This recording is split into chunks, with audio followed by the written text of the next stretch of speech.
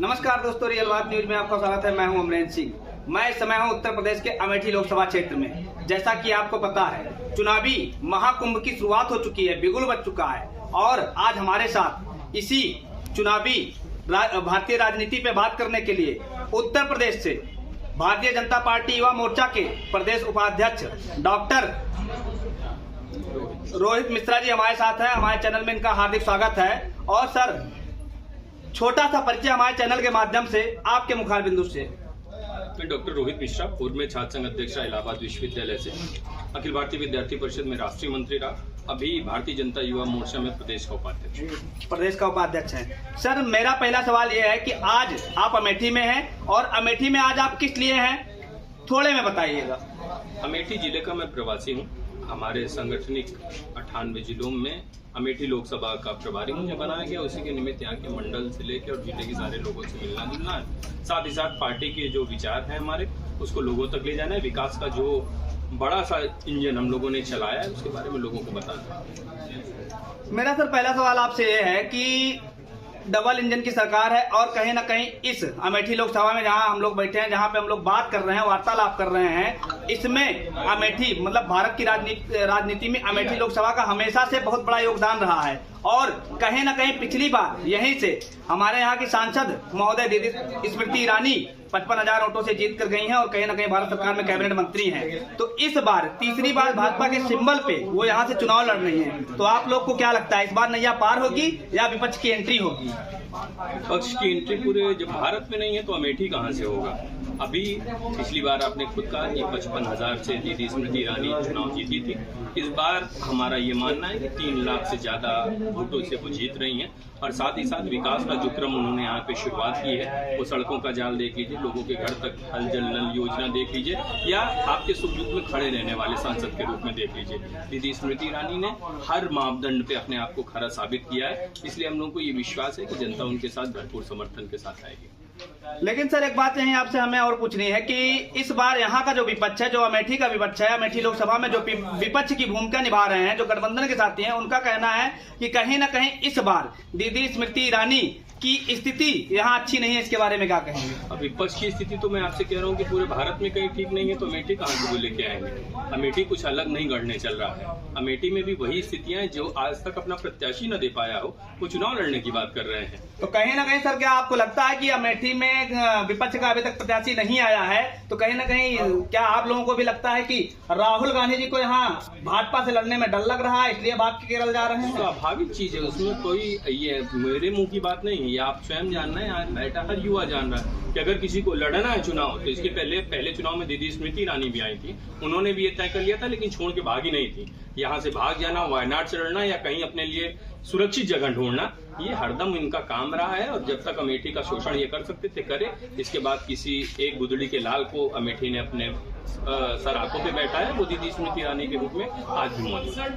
Sir, एक सवाल मेरा और है। इंडिया गठबंधन की एक बड़ी रैली हुई थी अभी दिल्ली में, और वहां पे आपके उत्तर प्रदेश के जो विपक्ष की एक अच्छी पार्टी है समाजवादी पार्टी, उनके जो मुखिया अखिलेश यादव जी द्वारा कहा गया कि जो मोदी जी कह रहे हैं इस बार 400 पार कर रहे हैं, वो नारा बिल्कुल खोखला है और कहीं ना कहीं वो 400 सीटों पे चुनाव हार रहे हैं। इसके बारे में क्या कहेंगे? खोखली पार्टी की खोखली बातों पे हम कुछ नहीं कह सकते। पहले वो अपने परिवार का झगड़ा, अपने पार्टी का झगड़ा वो ठीक करें। उसके बाद मोदी जी क्या कह रहे हैं, योगी जी क्या कह रहे हैं, इस पे बात करने का भी उनके पास ना तो समय है ना उनकी हैसियत। तो दोनों पे हम सब लोग काम कर रहे हैं और लगातार जो मोदी जी ने कहा है 400 पार, उस पे लगातार काम कर रहे हैं हम। और हर व्यक्ति जो गरीब था, जो वंचित था, जो शोषित था, उसके लिए हमारी सरकार ने काम किया। और इस कॉन्फिडेंस इसलिए आता है क्योंकि हर गरीब के लिए हमने कुछ ना कुछ काम किया है। उन्हीं को वोट के रूप में तब्दील करके हम 400 पार का नारा दे रहे हैं। मतलब कहीं ना कहीं आपका कहना है, इनका कहना है, प्रदेश उपाध्यक्ष हैं भारतीय जनता पार्टी युवा मोर्चा के, और कहीं ना कहीं इनका कहना है कि भारतीय जनता पार्टी के द्वारा जो काम किया गया है, उस काम के बलबूते पे, विकास के बलबूते पे ये लोगों के बीच में जा रहे हैं। और कहीं ना कहीं इनका यह भी मानना है कि भारत में इस बार ज्यादा से ज्यादा लोग इनकी पार्टी को विकास के दम पे आशीर्वाद देने वाले हैं। और कहीं ना कहीं मोदी जी, जो कि भारत देश के प्रधानमंत्री हैं, हमारे देश के प्रधानमंत्री हैं, उनका जो 400 प्लस का विजन है वो कहीं ना कहीं सक्सेस होगा। सर, एक सवाल और है, विपक्ष इस बार आप भारतीय जनता पार्टी पर और भारतीय जनता पार्टी की शासन सत्ता पर बार बार आरोप लगा रहा है, कहीं ना कहीं सरकारी एजेंसियों का आप दुरुपयोग कर रहे हैं, इसके बारे में क्या कहेंगे? सरकारी एजेंसियों के दुरुपयोग के बारे में ये तो आरोप है। बाकी आपने हाई कोर्ट का वो निर्णय भी पढ़ा होगा जिसमें इंदिरा गांधी ने सरकारी एजेंसियों का दुरुपयोग करके चुनाव जीता था।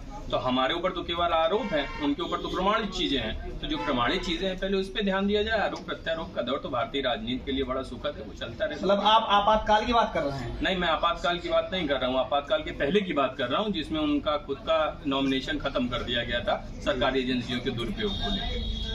तो जैसा कि देख सकते हैं प्रदेश उपाध्यक्ष हैं और हमारे साथ बने हुए हैं। इनका कहना कहीं ना कहीं वो हम पे आरोप लगा रहे हैं और न्यायालय में यह चीज है, और जब कोई भी मामला न्यायालय में लंबित है तो वहां पे ना ही किसी मुख्यमंत्री का इंटरफेयर होता है, ना ही वहां पे देश के प्रधानमंत्री इंटरफेयर कर सकते हैं। चलिए सर, एक सवाल और मेरा आपसे ये है कि अमेठी लोकसभा तो आपका मानना है कि आप जीतने जा रहे हैं और आपका मानना है कहीं ना कहीं आप 400 सीट, आपकी पूरे भारत देश से 400 सीट आ रही हैं। एक सवाल और है, उत्तर प्रदेश में इस बार अयोध्या में जो राम मंदिर का निर्माण हुआ है, राम भगवान की प्राण प्रतिष्ठा हुई है, उससे कहीं ना कहीं आप लोगों को, भारतीय जनता पार्टी को कुछ लाभ मिलेगा इस चुनावी महाकुंभ में? हम राम मंदिर हमारे इमोशन का विषय है, हमारी भावनाओं का विषय है। वो उससे केवल राजनीति के छोटे से दायरे में रखना ठीक नहीं है। बाकी उसका फायदा ये मिलना है कि हर व्यक्ति जो राम लला के दर्शन करने जा रहा है उसे ये विश्वास हो रहा है कि 550 साल का वो कुल खत्म हो, तो वो कोई और पार्टी नहीं करना चाहती थी।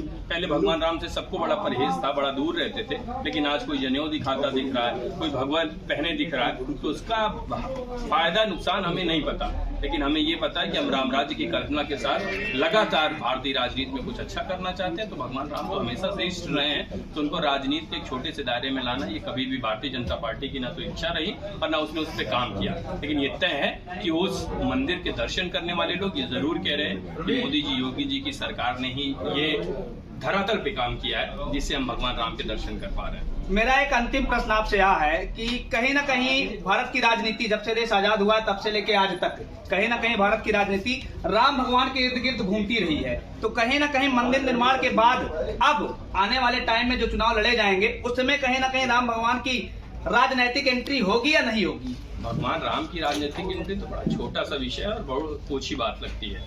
भारतीय राजनीति में जब से देश आजाद हुआ नहीं, देश की आजादी के पूर्व भी भगवान राम को लेके ही लोग लगातार सनातनी लड़ते रहे, लगातार देश की स्वतंत्रता के लिए काम करते रहे।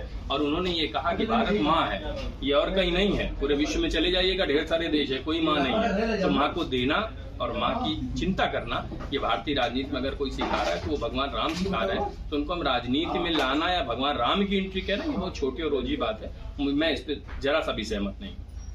चलिए, जैसा कि आप देख सकते हैं, ये थे हमारे साथ उत्तर प्रदेश के भारतीय जनता पार्टी युवा मोर्चा के प्रदेश उपाध्यक्ष। हमें समय देने के लिए धन्यवाद। जय हिंद, जय भारत।